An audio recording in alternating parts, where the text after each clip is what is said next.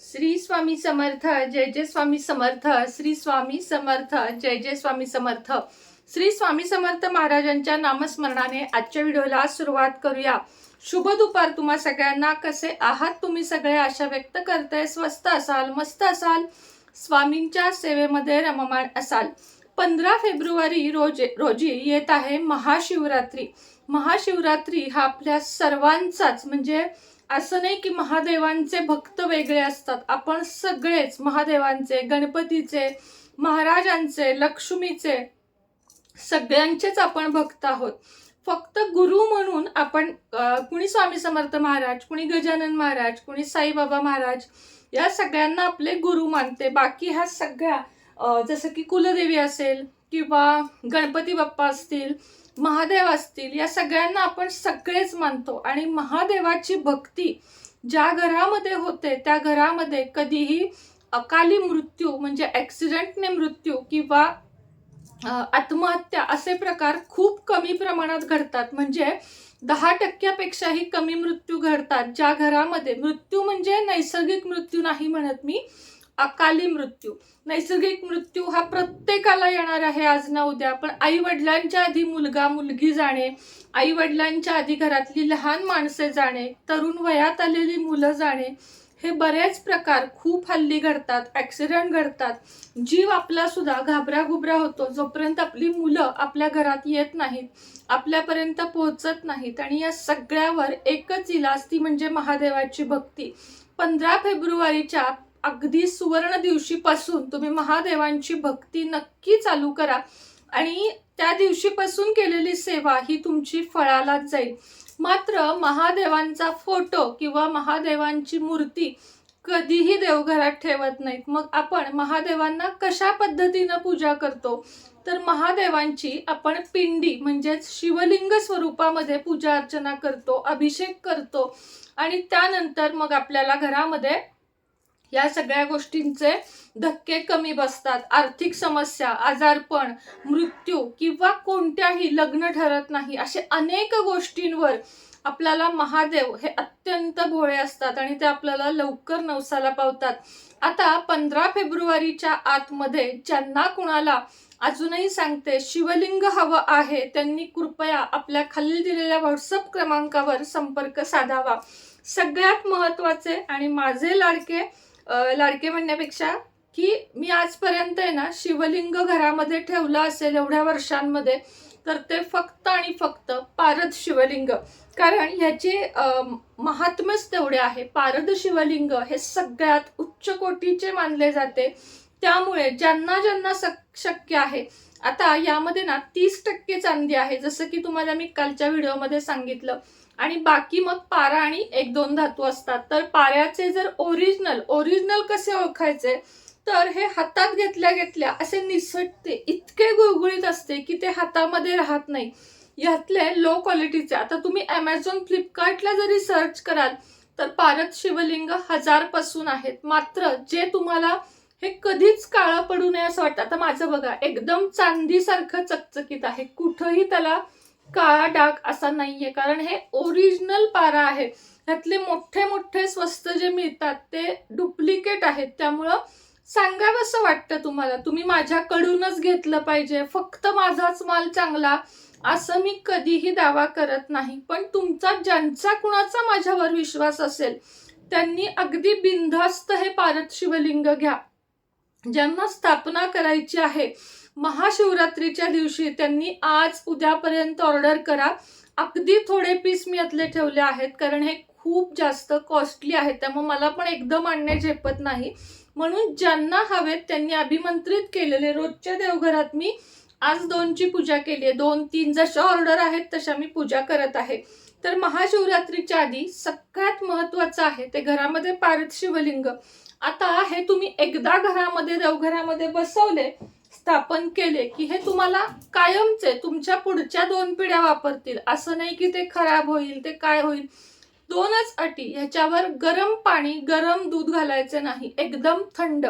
याच्यावरचे पाणी पिले तर चालते का? म्हणजे अभिषेक, तीर्थ ज्याला आपण म्हणतो, अभिषेक केलेलं, तर हो, चमचाभर पाणी पिलं तर काही होत नाही. हा अगदी काही ओरिजिनल म्हणजे ह्याच्यात पूर्ण पारा कुठल्याच शिवलिंगामध्ये नसतो, कारण पारा हा इतका मऊ आणि इतका हे आहे की त्यानं शिवलिंग बनूच शकत नाही. त्यामुळे एक अर्धा चमचा, थेंबर पाणी प्यायला काही हरकत नाही.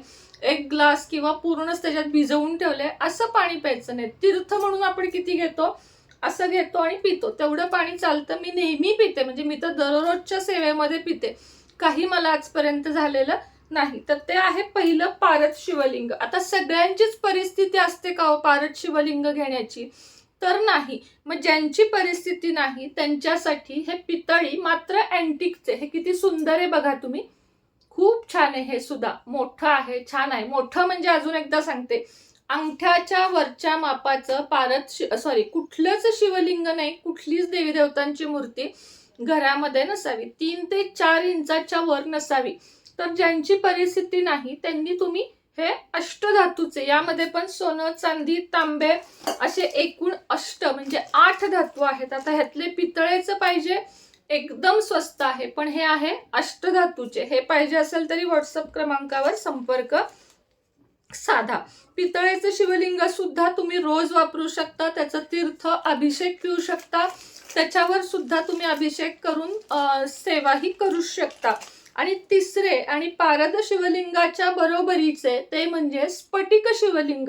स्फटिक श्रीयंत्र, स्फटिक पारद शिवलिंग, सॉरी स्फटिक शिवलिंग हे घरात असणे पण खूप उच्च कोटीचे मानले जाते.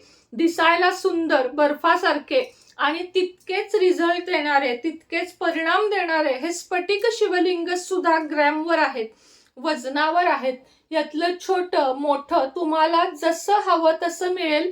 अट एकच, येणाऱ्या 2 ते 4 दिवसात येणाऱ्या फक्त ऑर्डर स्वीकारल्या जातील, कारण ऑर्डर मोजून घेत आहे मी. जास्त आपल्याला व्यवसाय म्हणून करायचं नाहीये की मी पोतभर माल आणलाय आणि तुम्हाला कसा पण दिलाय, नाही. मोजून मापून मी ऑर्डर घेणार आणि त्या उच्च क्वालिटीच्या ओरिजिनल देणार, एवढी क्वालिटी आपली असते. बाकी प्रश्न परिणामांचा तर आपण कुठलाही, मी तुम्हाला एक सांगते, दगड जरी आणलात ना तुम्ही, बाहेरून उचलून दगड आणलात आणि त्याच्यावर जरी तुम्ही रोज अभिषेक केलात, मनोभावे त्याला तुम्ही एखादा देव मानलात, त्याला तुम्ही नमस्कार केलात, तुम्ही त्याच्यावर भक्ती केलीत, विश्वास दाखवलात, तर दगडाला सुद्धा पाजर फुटतो. जी म्हण आहे की तुम्ही माझ्याकडून नाही घेतलं, तुम्ही दुसऱ्यांकडनं घेतलं, तिसऱ्यांकडनं घेतलं, दुकानातनं घेतलं, मग ते तुम्हाला लाभणारच नाही, असं अजिबात नसतं. कारण आम्ही फक्त तुम्हाला ते एक अभिषेक करून पूजा करून देतो. बाकी तुमच्याकडे आल्यानंतर, आता एका बाळाला आई जन्म देते, त्यानंतर त्याचं पालन पोषण आई करते. नुसताच जन्म दिला झालं का? नाही. तर त्याचं पालन पोषण करणे, त्याला संस्कार लावणे, ही पुढची कामं आहेतच ना. तसं तुमच्याकडे लक्ष्मी कुंचन असू दे किंवा हे असू दे, आल्यावर तुम्हाला सेवा करायची. आम्ही अभिमंत्रित करून दिलं, आम्ही चांगल्या मनानंच, कुठलाही दुकानदार तुम्हाला असं वाईट होऊ दे म्हणून कुणीच देत नाही, चांगल्या ह्यानंच देतो. त्याच्यावर तुम्ही सेवा करा, तुमचं मन चांगलं ठेवा, तुमचे कर्म चांगले ठेवा, तुम्हाला कुठल्याही वस्तूचा लाभ हा होणारच, कारण सेवेला महत्व आहे. तुम्ही जपानला जाऊन घेतलंय का, तुम्ही नेपाळला जाऊन घेतलंय का, अमेरिकेतनं घेतलंय, पुण्यातनं घेतलंय, मुंबईतनं घेतलंय, याला काहीही नाही. तुम्ही फक्त सेवा करा. मी तुम्हाला नेहमी सांगते, माझ्या कुठल्याच व्हिडिओमध्ये तुम्हाला मी असं म्हणणार नाही की फक्त माझ्याकडचं घ्या, पण घ्या, तुम्ही घरामध्ये घ्या. आणि ज्या एवढ्या 10,000 लोकांनी ऐकलं आणि त्यातल्या 10 जणांना जरी वाटलं की माझ्याकडनं घ्यायचंय, त्यांनी घ्या, तुम्हाला ते लाभणाऱ्याची खात्री मी देते. तर पारद शिवलिंग, स्फटिक शिवलिंग, पितळी शिवलिंग आणि नर्मदेश्वर शिवलिंग, जे नर्मदेतले गोटे असतात, वेगवेगळ्या विविध आकारांचे ते असतात. असं नाही की ताई एवढंच द्या, 2 इंच 3 इंच, ते जर हवं असेल तर तेही घ्या. पण हे कसे वापरायला एकदम चांगले आहेत. तर नर्मदेश्वर हवा असेल तर ते पण तुमच्यापर्यंत पोहोचेल. आता शिवलिंग घेतलं म्हटल्यावर अभिषेक पात्र घ्यायला लागतंच, म्हणजे एकदा घेतलं की नाही की हे आपल्याला कायम स्वरूपीसाठी होतं.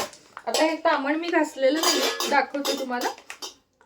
हे अशा पद्धतीनं अगदी छोटं सुंदर असं अभिषेक पात्र आहे. त्याच्या खाली हे शिवलिंग ठेवलं आणि यामध्ये पाणी भरलं की पूर्ण श्रावण महिना असं ठेवायचं. पाणी घालायचं, संपलं दिसलं घालायचं नाही लक्षात राहिलं चालेल, पण जेवढा वेळ तुम्हाला घालता येईल तेवढ्या वेळा घालायचं. बघा हे बसतं आहे याच्या खाली, हे बसतं आहे याच्या खाली, हे पण बसतं आहे याच्या खाली, हे अशा पद्धतीनं. आणि मुळात म्हणजे आपल्या महाराजांची मूर्ती असेल, आता माझ्या घरातली एवढी आहे मूर्ती, ही सुद्धा ह्याच्या खाली बसते. हे बघा हे अशा पद्धतीनं अभिषेक पात्र, म्हणजे याला कुणी कुणी गळती म्हणतं. खरं तर गळती शब्द नका वापरू, अभिषेक पात्र हा खूप सुंदर शब्द आहे. तर हे सुद्धा अगदी कमी रेंजमध्ये आपल्याकडे उपलब्ध आहे. तांब्याचा तांब्या, पितळेचं हे तुम्हाला मिळेल. आता हे काही दररोज वापरायचंय का? नाही. श्रावण महिना, स्वामींचा प्रकट दिन, पुण्यतिथी या दिवशी आपल्याला हे वापरायचं आहे. गणपतीला, चतुर्थीला, अभिषेकाला हे आपल्याला वापरायचं आहे. आता रुद्राक्षाची माळ, हे खास मी कधी आणते तुम्हाला माहितीये, महाशिवरात्र आली की रुद्राक्ष माळ, स्वामींचा प्रकट दिन आला, रुद्राक्ष माळ सगळ्यांनी घ्या. चांगल्या क्वालिटीची आहे, एकदम विथ सर्टिफिकेट आहे. ओरिजिनल रुद्राक्ष आहेत, 108 मण्यांची ओरिजिनल रुद्राक्ष जपमाळा ही आहे. ही शिवलिंगाभोवती गुंडाळून ठेवायची आणि इतर वेळेस जप करायचा, कारण रुद्राक्ष हा महादेवांना सगळ्यात जास्त प्रिय आहे. नेपालियन ओरिजिनल विथ सर्टिफिकेट हे रुद्राक्ष आहे. तर हे ज्यांना ज्यांना हवं लवकर लवकर ऑर्डर द्या. आता रुद्राक्षाचं तोरण खास ह्याच्यासाठीच आणलेलं आहे आपण, महाशिवरात्रीसाठीच. हे बघ हे आता कुणी कुणी प्रश्न विचारतं की यात किती रुद्राक्ष आहेत, तर हे काही 108 वगैरे रुद्राक्षांचं नाहीये, जेवढे ज्याच्यात बसतील तेवढे घातलेले आहेत. हे ओरिजिनल रुद्राक्ष नाही, कारण ओरिजिनल लावायचे सुद्धा नसतात दरवाजाला. तर हे मिडल, म्हणजे मिडल याचे आहेत, ना ओरिजिनल ना डुप्लिकेट. हे तोरण आहे, हे दरवाजाला लावायचं, हे धुवायचं नसतं, हे पुसायचं असतं आणि हे असंच्या असं लावायचं असतं. खूप सुंदर दिसतं. मी कधी कवड्यांचं लावते, कधी हे लावते. आता माझ्या दरवाजाला कवड्यांचं आहे, आता शिवरात्रीला मी हे लावणार. तर हे आहे रुद्राक्षाचं तोरण. त्याच पद्धतीनं आता महाराजांचा प्रकट दिन आलेला आहे, पुण्यतिथी आलेली आहे, म्हणून खास महाराजांची मूर्ती तुम्हाला मी रिकमेंड नेहमी काय करते, अष्टधातूच्याच मूर्ती घरामध्ये ठेवायच्या. कुठल्याही रंगीबेरंगी किंवा हात वरती असलेली महाराजांची मूर्ती ही देवघरात ठेवायची नसते. हात वरती बघा, गणपती आपण बसवतो, मी तुम्हाला काय सांगते, शांत मुद्रा, अवघडलेल्या कुठल्याही मुद्रा देवघरात ठेवायच्या नाहीत. कारण ती जरी मूर्ती असेल तरी आपण काय मानतो त्यांना, आजोबा मानतो, भाऊ मानतो, वडील मानतो. मग आपण आपल्या वडिलांना म्हणू का की तुम्ही वरच हात करून 24 तास बसा? तर नाही. आता माझ्या स्वतःच्या घरामध्ये ती मूर्ती आहे, मूर्तीच्या विरोधात मी अजिबात नाही. फक्त ती मूर्ती तुम्ही देवघरात ठेवू नका. देवघरात देवांना आरामशीर, निवांत असं ठेवायचं असतं. म्हणून तशा मूर्ती घेत असाल तर हॉलमध्ये ठेवा. म्हणजे थोडक्यात काय, तर त्या शो साठीच ठेवायच्या असतात. घरात आलं कुणालाही दिसू देत महाराज आहेत म्हणून. पण जेव्हा आपण देवघरात स्थापना करतो तेव्हा फक्त आणि फक्त अष्टधातू किंवा पितळी किंवा चांदीच्याच वस्तू ठेवायच्या असतात. कुठलेही माझ्या तुम्हाला देवघरात एकही देव दिसणार नाही की जो पितळेचा किंवा अष्टधातूचा नाहीये. आता त्याचबरोबर बघा, महाराजांची मूर्ती एकदा दाखवते परत. हे बघा, महाराजांची सुंदर अष्टधातूची मूर्ती आहे. हा, अजून एक की रुद्रयंत्र, ज्यांना ज्यांना हवा आहे रुद्रयंत्र, खास महाशिवरात्रीसाठी रुद्रयंत्र. रुद्रयंत्राचे पण खूप फायदे आहेत. घरामध्ये अवश्य असावं रुद्रयंत्र. त्यामुळे हे पण ज्यांना ज्यांना हवं त्यांनी अवश्य तुम्ही मागवा. 1 मिनिट. अशा पद्धतीनं ज्यांना जे हवं तुम्ही घ्या. अजून एक छान असं अँटिक लक्ष्मी कुंचन, खूप जणांची मागणी होती आणि खूप जण रागवली होती की ताई नाही का आणलं तुम्ही अजून, आम्हाला हवं आहे. तर ज्यांना ज्यांना हवं त्यांनी त्यांनी आता अँटिक लक्ष्मी कुंचन मागवा. हे सुद्धा सांगते, मोजके पीस शिल्लक आहेत. ज्यांना हवं त्यांनी लगेच मागवा. 3800 रुपये रेट आहे. रेग्युलर पण आहे, हे पण आहे. पण ज्यांना इच्छा आहे की बाबा नाही आम्हाला ताई असंच लक्ष्मी कुंचन हवं आहे अँटिक मध्ये, सुंदर एकदम, कुठेही तुम्हाला मिळणार नाही असं लक्ष्मी कुंचन, आणि सिद्ध करून विधिवत आपल्या रोजच्या पूजेमध्ये मी छान ते सिद्ध करून देत असते. आणि नंतरच्या सेवा तुमच्या हातात आहे. तर का असं नाही की एकदा इथनं नेलं काम संपलं, नाही. कुठलाही देव, कुठलंही काहीही तुम्ही आणलं तर माझं एकच म्हणणं राहील की सेवा करा, सेवेला महत्त्व द्या. जर सेवा घडत नसतील तर घेण्यात अर्थ नाही. तुम्हाला जर वाटेल की मी हे घरात आणलं माझ्याकडे लक्ष्मी येईल, तर तसं नसतं. त्याच्यावर सेवा करायच्या असतात. आपण जेव्हा गप्पा मारण्यात ह्याच्यात वेळ घालवतो ना, त्यापेक्षा जर ते नामस्मरणात घालवलं, महाराजांचा जप, महालक्ष्मीचा जप, तर तो खूप आपल्याला लाभ होतात त्याचे. त्यामुळे गॉसिपिंग करणं, कुणाबद्दल बोलणं, कुणाला वाईट बोलणं, यापेक्षा सेवा करा. हे बघा, हे अँटिक लक्ष्मी कुंचन इतकं सुंदर आहे, इतकं सुंदर आहे ना. हे बघा, मस्त एकदम आहे. इतकं जड आहे, अर्धा किलो तर वजनच आहे याचं. दोन बाजूला अशी डिझाईन आहे आणि त्याच्या खाली ही डिश आणि संपूर्ण सामानासहित 3800 रुपये रेट आहे. आणि रेग्युलर कुंचन जे आहे हे अशा पद्धतीचं संपूर्ण सामानासहित हे पाहिजे तर 2200 रुपयाला आहे. हे लक्ष्मी कुंचन पाहिजे संपूर्ण साहित्यासहित सिद्ध करून 2200 रुपयाला पाहिजे आहे. तर तुम्हाला जे हवं ते तुम्ही घ्या. महाराजांची मूर्ती सगळं मी दाखवलंय आता. माझी इच्छा होती खूप दिवस. आणि हा, आता बघा, महाशिवरात्र आली. महाशिवरात्रच काय, आता पण माझा दिवा बघा 1 तास झाला पूजा करून, आणि कसा अखंड सरळ दिवा राहतो. ज्यांना ज्यांना श्री स्वामी समर्थ तुपाचे दिवे पाहिजे आहेत, 50 वाती आहेत. दिवसातनं 2दा लावली तरी महिनाभर पुरतात. 4 दिवस आपले पिरियड मध्ये जातात. सकाळ संध्याकाळ, सकाळी देवापाशी लावायचा, संध्याकाळी तुळशीपाशी लावायचा. कारण सगळ्यांनाच, आता मी लावते, मी इथे एक लावते, मुख्य दरवाजात एक लावते आणि तुळशीच्या इथं, असे 3 दिवे सकाळ संध्याकाळ असतात. 3 लावू नये म्हणून 4था हॉलमध्ये महाराज आहेत त्यांच्या इथं एक होतो. आणि तेलाची समय, पण 2 लावलेत तरीही चालेल. तर हे ज्यांना हवे आहेत त्यांनी पण संपर्क साधा. चला, आज खूप मोठा व्हिडिओ झाला. आजच्या व्हिडिओमध्ये इतकंच. पुन्हा भेटेन नवीन व्हिडिओ सोबत, नवीन विषयासोबत. तोपर्यंत तुम्हा सगळ्यांना श्री स्वामी समर्थ.